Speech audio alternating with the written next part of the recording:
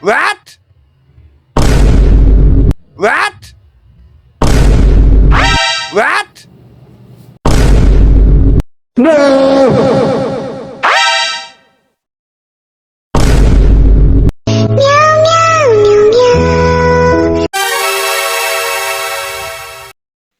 So what's up mga boss? Ito na nga, araw ngayon ng paglalaba, wala akong magawa eh.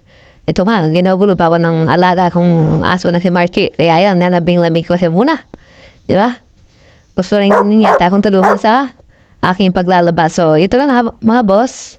Ayan, ang aking lalabahan. Gabundok mga boss, kadami. So umpisa na natin para makakirayan pa ng iba, di ba? So maglagay muna tayo ng sabon, yan, sa ating washing. At unahin natin siyempre ang mga puti. Diba? Ihiwalay natin. Kung hiwalay. Puti at decolor. Yun lang naman. Yan, diba? Binabantayan pa ako ng aking alagang si Marky, ang aming aso. So, yun nga mga boss. Wow! Araw ngayon na paglalaba, wala akong magawa mga boss. Kaya naisipan ko, habang wala si Mrs. ay Ako nakaka ang maglalaba. Nice! Yan. Kung mapapansin yung mga boss, ay yung mga labahin na yan, ay 1 week. Weekly kasi kami kung maglaba. Ano yung importante mga boss, di ba? Ano man yung ginagawa, ay dapat nag-i-enjoy ka. Naka-smile ka, di ba? Hindi yung napipilitan ka lang. Dapat happy lagi sa ano man ang ginagawa mo. So, tuloy natin ang paglalaba. At ito na nga, magbabanlaw na tayo. Maglaba. At yung labahin naman namin na yan, ay sa amin lang yan, ng aking misis. Yan, sa amin dalawa lang. Kasi dito sa bahay, kanya-kanya kami kung maglaba. Para na rin, di ba? Para na, siyempre yung mga anak, para matutunan sila kung paano maglaba ng sarili nilang mga damit. Kaya yan, sa amin lang ni misis yan. Kami lang ang, yung lanalaban ko ay sa amin lang yan. So ito na boss, nababalaw na tayo at ito ang mga sekreto ng mga macho, mga boss, di ba? Kung gusto mong maging gwapo at macho, aba, gumawa ka ng mga gawaing bahay tulad dito, di ba? At ang importante ay happy ka lang. Oh yes. Hindi yung napipilitan ba? Dapat happy tulad dito. O, tagkubaganta pa nga ako dyan, o, tingnan, pakinggan nyo. Magpakatanda, huwag matina,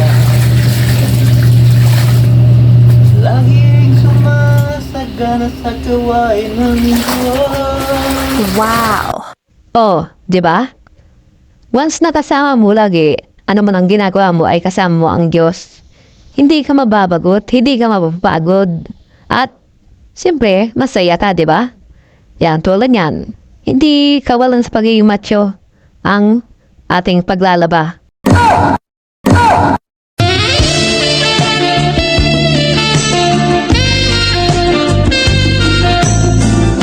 Nagubad na ako. Ayan na. Inubad ko na ang damit. Oops. No! Huwag yan.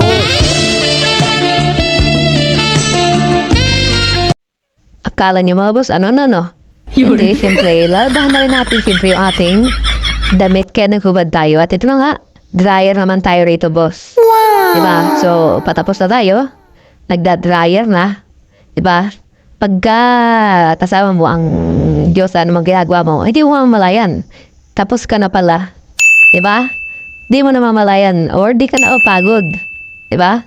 Kasi, hindi mo nga namamalayan kasi nga, nagiging busy ka at masaya ka sa ano man ang iyong ginagawa. So, masaya lang tayo. At ito na boss. Okay, ito na si Commander. May dumating na inspector. Ayan. At kita nyo naman mga boss, yung mukha ni Commander. Diba? Tuwang-tuwa siya. Nabuwasan yung kanyang gawain. Let's go! Diba? Gabundok ba naman yung kanyang gawain nabawas sa kanyang trabaho, diba? So, yan. Tuwan-tuwa siya. Wow! O, dinapasya natin ang ating mga misis, diba mga boss?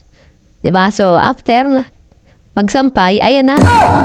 Not out to the boss dahil ako na naman uli ang nandito sa bahay kasama ko yung mga aso. Ayan yung aking aso, binabantay na ako sa Katie. Di nila ang takot na halapitan. So, paano mga boss? Salamat sa panonood. Ingat lagi.